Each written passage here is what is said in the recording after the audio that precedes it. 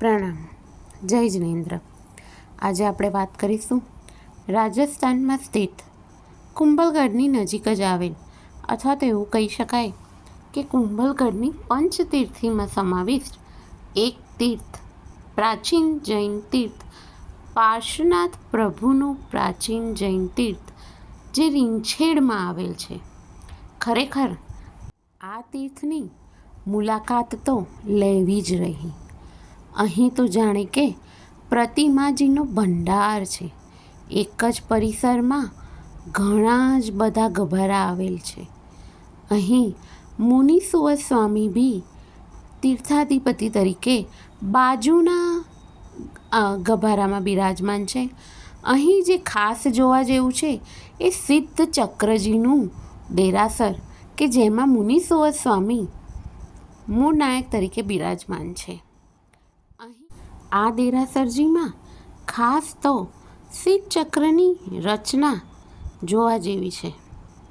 અહીં નવપદની જેમ સિદ્ધ ચક્રમાં નવપદ દર્શાવવામાં આવેલ છે અને દરેક પદ ઉપર તેને પ્રમાણે મૂર્તિઓ તેના રંગ મુજબ સ્થાપવામાં આવેલ છે.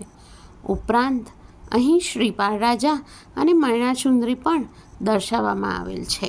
આ દેરાસરજીમાં પરિસરમાં જ એક બાજુ શ્રુત દર્શન એટલે કે આપણા આગમ પણ દર્શનીય રીતે મૂકેલા છે.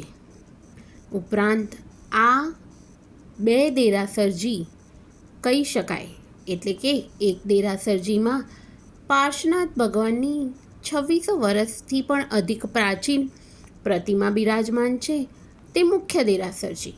અને એની બાજુમાં જ જેમાં મુનિ સુવર સ્વામી ભગવાન તીર્થાધિપતિ તરીકે બિરાજમાન છે, તે નવપદનું એટલે કે સિદ્ધ ચક્રજી દર્શાવતું બીજું દેરાસરજી.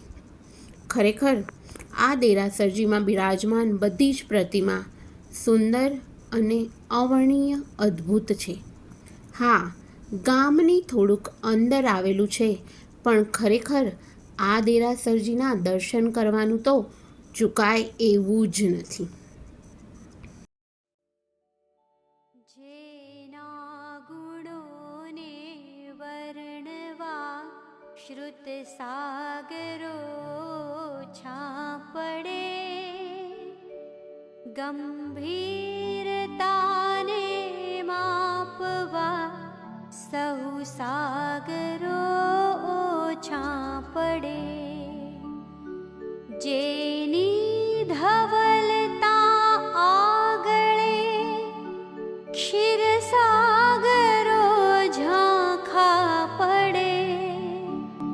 શંખેશ્વરા પ્રભુ પાર્શ્વને ભાવે કરું વંદના.